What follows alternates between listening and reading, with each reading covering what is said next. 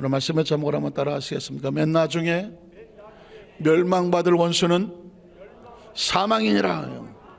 맨 나중에 멸망받을 원수는 사망이니라. 이런 제목으로 말씀 은혜를 나누기를 원합니다. 여러분 기억하신 것처럼 고린도서 13장은 사랑장이라고 수도 없이 말씀을 드렸습니다. 초등학생들도 아는 거고. 고린도서 14장은 은사장이라고 그랬죠. 은사장. 예언이 나오고 방언에 대한 이야기가 나옵니다. 그리고 고린도서 15장에 오면 부활장이죠. 부활장. 표정을 보니까 또 새로운 말씀을 듣는 그런 표정인 것 같아요. 얼마나 좋은지 몰라. 13장, 14장, 15장, 사랑장, 은사장, 부활에 대한 관장. 고린도서 15장은 부활장이라고 말해요. 그래서 여러분 지난 시간에는 고린도서 15장 12절로 19절을 가지고 어떤 제목이었냐면 부활이 없다면 크리스찬들은 뭐가 될까? 우리는 어떻게 될까? 이런 제목으로 말씀을 나눴거든요. 한번 읽어볼까요? 부활이 없다면 크리스찬들은 도대체 어떻게 되는 거야? 자, 그리스도께서 죽은 자 가운데서 다시 살아나셨다 전파되었거늘 너희 중에서 어떤 사람들은 어찌하여 죽은 자 가운데서 부활이 없다 하느냐? 만일 죽은 자의 부활이 없으면 그리스도도 다시 살아나지 못하셨으리라. 그리스도께서 만일 다시 살아나지 못하셨으면 우리가 전파하는 것도 헛것이고 또 너희 믿음도 헛것이며 또 우리가 하나님의 거짓 증으로 발견되리니 우리가 하나님이 그리스도를 다시 살리셨다고 증언하였기 때문이다. 또 만일 죽은 자가 다시 살아난 일이 없으면 하나님이 그리스도를 다시 살리지 아니하셨으리라. 만일 죽은 자가 다시 살아난 일이 없으면 그리스도도 다시 살아난 일이 없었을 터이요. 그리스도께서 다시 살아난 일이 없으면 너희의 믿음도 헛되고 너희가 여전히 죄 가운데 있을 것이요. 또한 그리스도 안에서 잠자는 자도 망하였으리니 만일 그리스도 안에서 우리가 바라는 것이 다만 이 세상의 삶뿐이면 모든 사람 가운데 우리가 더욱 뭐한 자다? 불쌍한 자다. 이게 뭐예요? 만일 부활이 없다면, 죽은 자가 다시 사는 부활이 없다면 헛것이고 그리고 우리는 더욱더 불쌍한 자라고 말했습니다. 뒤집어 말하면 부활은 예수 그리스도의 가장 이 땅에 오셔서 하시고자 하는 사역의 핵심 단어가 뭐냐? 부활이에요. 기독교의 크리스천들의 가지고 있는 신앙의 핵심은 부활이에요. 복음의 핵심도 부활이어야 되는 거예요. 그리고 우리가 복음을 증언하는 증언의 가장 중심에 서 있는 것도 부활이어야 되는 거예요. 왜냐하면 나머지는 다 이론이지만 부활은 죽었다 사는 것은 체험이에요. 현실이에요. 실제예요. 증거기 때문에 그래요. 그러면 왜 부활이 중요해요? 생명을 가지고 있는 이 땅의 모든 생명체들은 죽음 앞에 굴복을 합니다.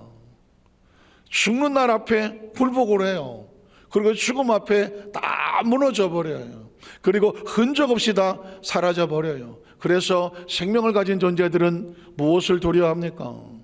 죽음을 두려워합니다. 아이고 더워 죽겠네, 뭐 배고파 죽겠네, 아이고 미워 죽겠네, 졸려 죽겠네, 아이고 지루워 죽겠네, 다 보고 싶어 죽겠네. 이 죽는다고 하는 것이 할 수 있는 마지막 표현이에요. 극단적인 표현이에요. 사실 이 땅에 태어난 어떤 존재도 죽음 앞에서 당당할 수 있는 존재가 누가 있겠습니까? 생명의 원칙이 그래요. 그런데 이 사망이라고 하는 모든 생명을 굴복시키는 사망을 깨트리고 정복하고 이길 수 있는 단어가 뭐냐면 죽음에서 일으키는 거거든요. 부활이거든요. 그렇기 때문에 이 부활이라고 하는 것은 사망을 깨트리고 이미 혹시라도 잠들었다고 할지라도 다시 살 수 있다라고 하는 희망, 소망, 꿈, 이게 부활이라는 단어예요. 그래서 이 바울은 고린도서 15장에 부활이 없으면 가장 불쌍한 자지만 크리스천들이여 기억하십시오. 우리에게는 뭐가 있습니다? 부활이 있습니다. 우리에게는 부활이 있습니다. 부활이 있습니다. 그래서 우리는 불쌍한 자가 더 이상 아닙니다. 가장 소망을 가진 자요, 가장 축복을 받은 자요, 꿈이 있는 자요, 미래가 있는 자입니다. 기억하십시오. 부활이라고 하는 단어가 추상적으로 보일지 모르지만 사실 부활보다 더 중요한 것은 죽음을 이기는 부활이 있기 때문에 뭐가 있느냐? 다시 죽지 않는 영생이 있는 거죠. 기억하셔야 돼요. 하나님이 세상을 이처럼 사랑하셨어. 뭐 하려고? 독생자 예수 생명의 근처로 우리에게 보내주셨어. 뭐 하려고? 그를 믿으라고. 그를 믿는 자마다, 다시 부활을 믿고 영생을 믿는 자마다 멸망하지 아니하고, 사망에 갇혀서 깨어나지 않는 그런 멸망하지 아니하고 무엇을 얻게 하심이라? 영생임. 그러니까 부활에 대한, 죽음이 원수면 부활의 인식을 통해서 우리에게 영생이란 개념을 주는 것입니다. 예수를 구주로 믿으시면 아멘 하시기 바랍니다. 예수를 믿으면 반사적으로 우리는 사망을 이기고 부활의 소망이 있습니다. 부활의 소망은 우리로 하여금, 부활은 일시적으로 한번 다시 사는 거지만 부활의 소망은 사망을 깨뜨렸기 때문에 우리 영원한 생명이 있습니다. 다시 죽음을 두려워하지 않습니다. 다시 죽음과 상관이 없습니다. 믿으십니까? 이게 부활의 소망이에요. 다시 말해서 이 부활의 소망은, 무덤 속에 있다가 다시 살아나는 그 부활의 소망은 무슨 의미가 있겠어? 다시 죽으면 이 부활의 소망이 내 안에 있어야 되는, 천국이 여기 있는 것처럼, 천국이 내 속에 있는 것처럼 부활의 소망을 가지면 예전에 내가 예수 믿기 전에 죽음을 두려워했던 그 모든, 죽음을 두려워하고 죽음을 피하고 죽음에 묶여 있었던 내 옛사람이 다 장사되어지고, 예수 부활, 내 부활, 예수 생명, 내 생명 하다 보니까 이제 나라고 하는 존재의 인식이 달라지죠. 아, 나는 영원한 생명을 가진 하나님의 자녀입니다. 이걸 가지고 있기 때문에, 이 안에 내가 부활이 있기 때문에 육신의 죽음을 두려워하지 아니하고, 육신의 죽음을 옷을 벗는다고 말하고, 옷을 벗고 내 속에 있는 새로운 존재가 태어난다고 말하고, 그래서 어떻게 합니까? 기대하고 기도하고 기다리면서, 사망아 오너라, 바울이 그랬잖아. 너희 쏘는 것이 어느냐? 죽음이 어디서 오느냐? 사망아 죽음아 오너라. 나는 사망과 죽음을 두려워하지 않는다. 뭐 하는 사람만, 부활을 믿는 사람만, 이 안에 영원한 생명을 소유한 사람만 죽음에 대해서 맞짱을 뜰 수가 있는 것이죠. 그래서 오늘은 부활이 없으면 가장 불쌍한 존재라고 지난 시간에 말했다면, 그러면 크리스천은 부활로 인해서 어떤 소망을 갖느냐? 소망과 축복에 대한 이야기가 이어지고 있는 것이죠. 자, 20절을 보겠습니다. 그러나 이제 그리스도께서 죽은 자 가운데서 다시 뭐하사? 살아나사. 뭐예요? 부활이죠. 예수가 왜 부활했을까? 거기에 대한 질문을 하는 거예요. 예수께서 죽은 자 가운데서 다시 살아남으로 말미암아 첫 번째 의미는 뭘까? 잠자는 자들의 첫 열매가 됐다. 한번 따라 하실까요? 잠자는 자들의 첫 열매가 되셨다. 잠자는 자가 뭐예요? 아이고, 목사님 내가 조는 걸 어떻게 하셨지? 잠자는 자가 뭐예요? 이미 지금 바울 시대에 먼저 세상을 떠나서 땅속에 묻혀진 자예요. 세상 사람들은 죽은 자라고 말하죠. 그러나 성경 어디도 하나님의 자녀는 죽었다는 말이 없습니다. 혹시 아십니까? 예수님의 사역에 장례식은 없다. 내 친구 나사로가 잠들었도다. 죽었다는 것과 잠들었다는 뭐가 차이가 있어요? 죽은 자는 다시 일어나지 못해요. 잠자는 자는 뭐 할 수 있어요? 깨울 수가 있어요. 예수님의 인식에 죽음이라는 단어는 없어요. 예수님의 인식은 그저 잠시 잠을 잘 뿐이에요. 내 친구 나사로를 깨우러 가자. 성경은 그래서 주 안에서 잠자는 자라고 말해요. 잠자는 자들에게 언제 깨지? 어떻게 깨지? 그 샘플이요, 모델이고 첫 열매가 누구다? 예수 그리스도입니다. 예수 그리스도 이전에 어떤 자가 죽음에서 부활했습니까? 없거든요. 죽은 자가 부활한다는 인식이 없어요. 죽으면서 다시 살 거야 하는 인식이 없어요. 인류 역사 속에 생명은 그런 인식이 없어요. 오직 예수를 믿고 성경 속에 들어오면 놀라운 단어가 나와요. 부활이 나오고 영생이 나와요. 예수를 믿었다는 게 얼마나 놀라운지 아십니까? 우리에게 전혀 상상할 수 없었던 인식이 들어오는 거예요. 또 다른 차원이 들어오고 세계가 부활이 들어와요. 부활 누가 씁니까? 예수 외에 어느도 쓰지 못해요. 그리고 부활을 경험하고 인식이 들어오면 그 다음에 부활은 죽음을 벗겨내는 것이니까, 죽음을 벗겨내고 난 다음에 다시 매이지 않으니까 그 다음 단어가 뭐예요? 영생이죠. everlasting, 계속 유지될 생명이. endless, 끝이 없어요. 생명이란 그렇게 쓰는 거예요. 영원히 지속되는 생명. 뒤집어 말하면 다시 죽음이 없는 삶. 예수의 부활이 첫 열매가 됐다는 얘기는 모델이고 샘플이고, 너희도 이렇게 부활하여 사망을 깨트리고 영원한 생명을 얻는다. 이게 첫 번째 의미예요. 자, 그 다음 절에 보면 사망이 한 사람으로 말미암았으니, 누가 그랬죠? 아담이 선악과를 따먹고 아담으로 말미암아 범죄한 즉 죽으리라. 그 아담의 후손들이 죄로 인하여 어떻게 이 땅에 죄로 인하여 사망이 오고, 그 영원한 생명의 권세를 마귀에게 건네주어서 스스로 마귀에 잡힌 자가 되죠. 사망이 한 사람으로 말미암아서 왔어. 그러니까 누군가 그 한 사람이 사망의 권세를 깨뜨리고 생명과 부활을 준다면, 그로 말미암아 너희에게 다시 사는 부활과 생명이 있을 것이다. 그래서 죽은 자의 부활도 누구로 말미암아? 한 사람. 앞에 있는 한 사람은 아담과 하와요. 뒤에 있는 한 사람은 예수 그리스도. 그래서 로마서에는 첫사람 아담과 둘째 아담이라는 표현을 씁니다.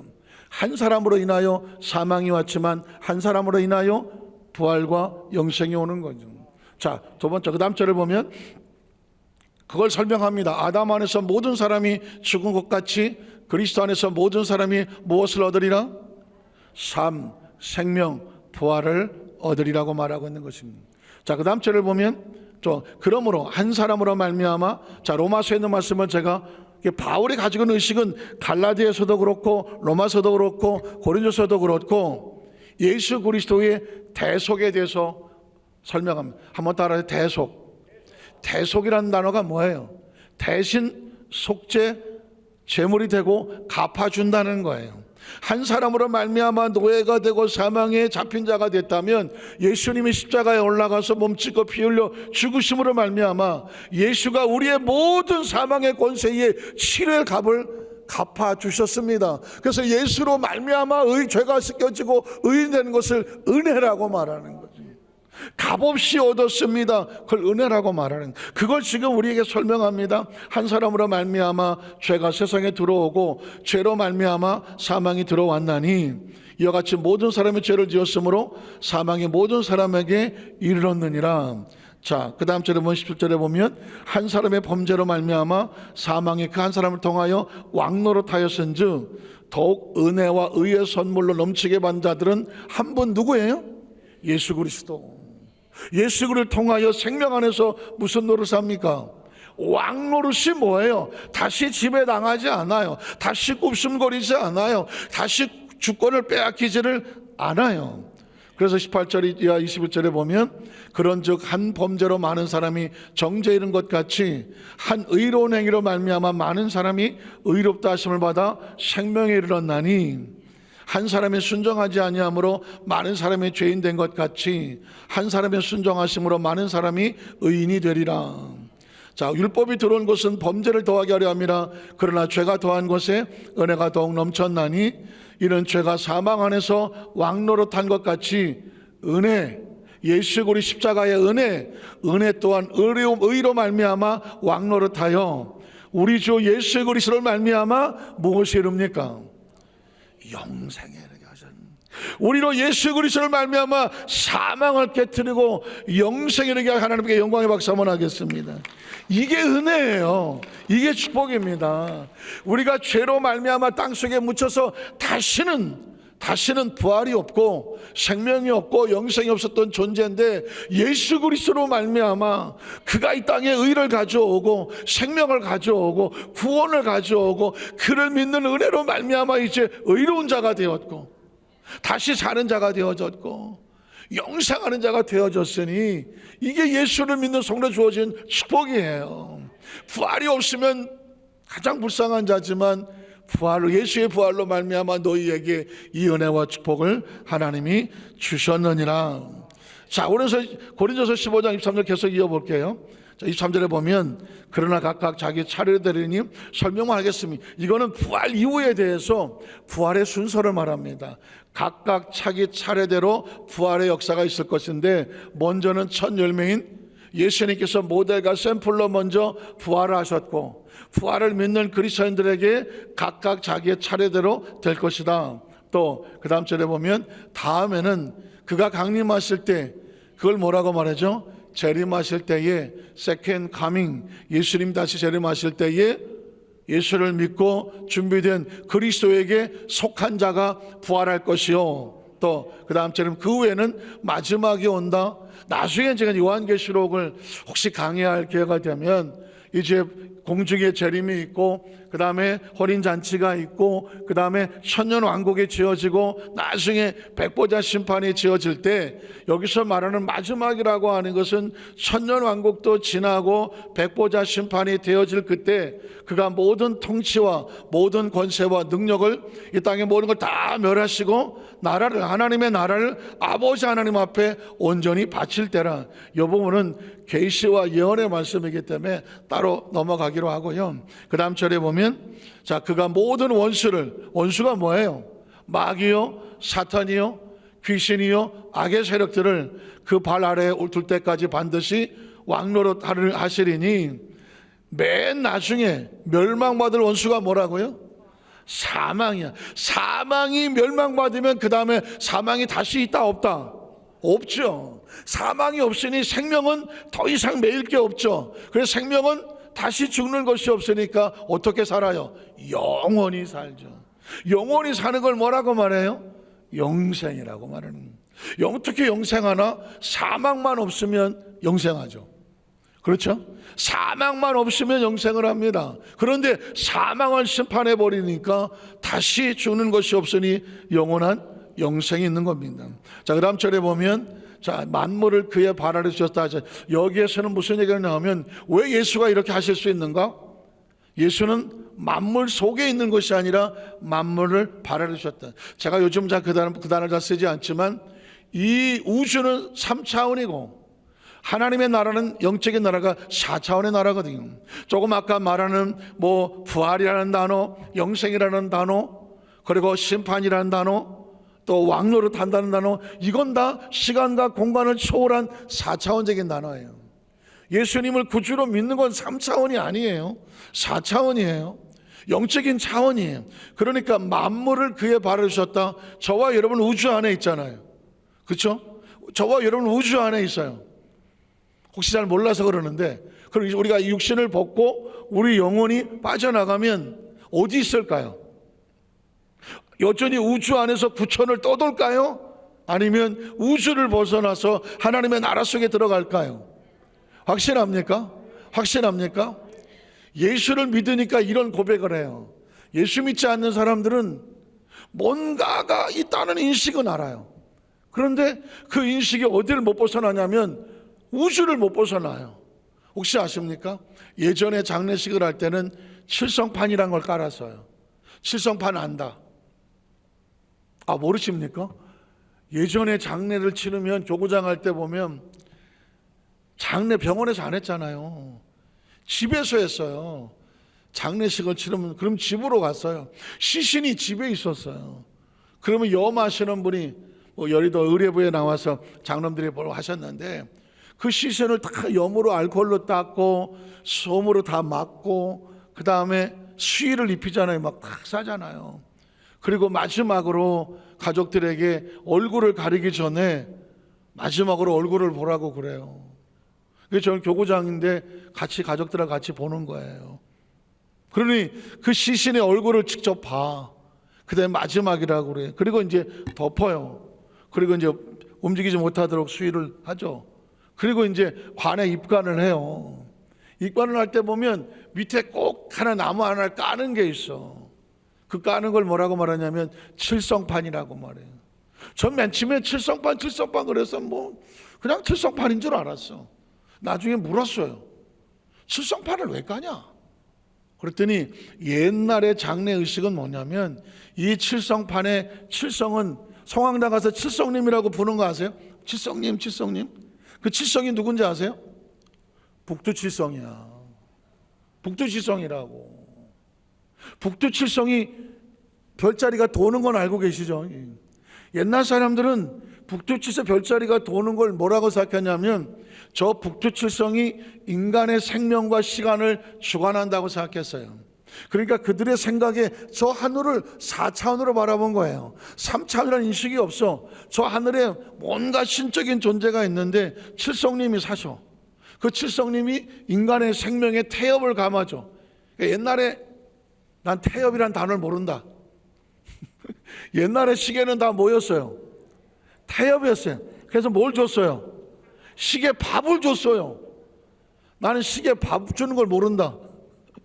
있을 수 있잖아요. 시계 밥 준다 그러면 시계가 밥을 먹냐고 그러지. 옛날 시계 밥 줬어요. 밥 안 주면 어떻게 해요? 죽었어요. 안 가요. 그래서 어떻게 다시? 왜 침을 못 쳐요? 이게 뻑뻑하고 손이 마르면 잘 안 돌아가요. 그러니까 사람은 시계는 밥을 줘야 돼. 태엽을 감아야 돼.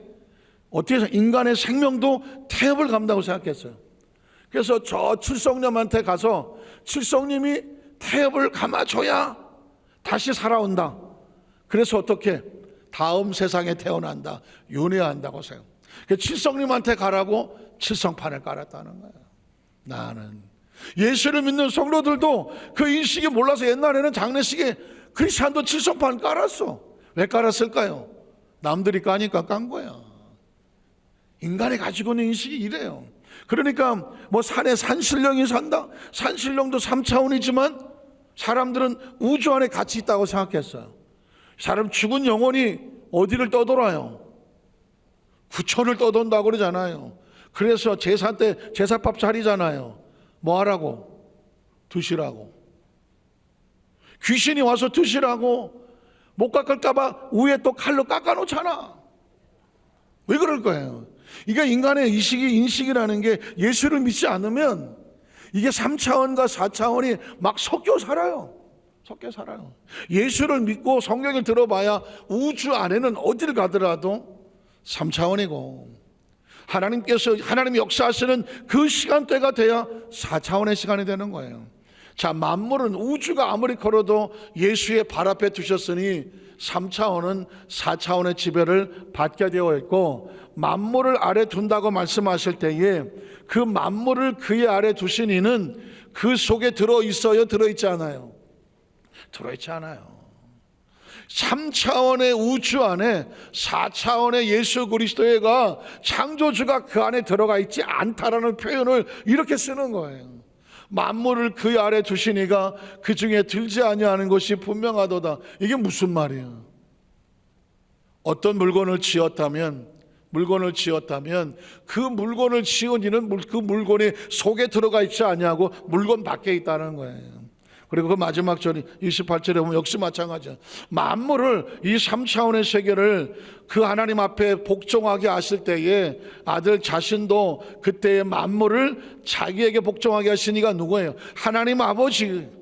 예수 그리스도도 하나님 아버지에게 영적인 질서에 따라서 복종하게 될 것인데 이는 하나님이 만유의 주로서 만유 안에 계시려 하십니다. 사실은 굉장히 어려운 말이죠. 어려운 말이지만 차원으로 생각을 하면 창조주는 우주를 안에 안고 품고 다스릴 뿐이지 창조주가 우주 안에 시간과 공간의 제한을 받지 않는다. 그 하나님이기 때문에 이 육신을 가지고 있는 3차원의 육신의 생명을 4차원의 부활과 영생으로 하실 수 있는 이유가 뭘까? 그에게는 창조의 능력이 있기 때문이라는 것입니다. 말씀을 정리하기를 원합니다. 이건 진짜 웬만한 머리로는 이해가 잘 안 되는 건데 우리 성도님들은 그냥 눈빛이 초롱초롱한 게 보니까 이 정도는 아주 기본이신 것 같아요. 기억하세요. 우리가 누구냐고요? 만물을 우주를 창조하신 하나님, 그 속에 영으로 우리에게 주셔서 육신을 잠시 잠깐 빌려 입고 살지만 나는 누구인가? 하나님의 영이에요. 내 속에 하나님이 주신 영이라고요. 영이라고요. 그래서 성령님이 내 속에 들어오셔서 이 땅에 천국을 준비하게 하고 천국을 누리게 하고, 육신이 뭐 100년 안짝을 살다가 낡아서 땅에 놓고 가더라도 이거는 잠시 옷을 벗는 것과 같고, 우리의 진짜 영혼은 하나님의 나라에서 영원히 산다는 사실을, 그것이 부활과 영생의 축복이라는 사실을 꼭 기억하시기를 주의 이름으로 축복합니다. 기도하겠습니다. 하나님 아버지 감사합니다.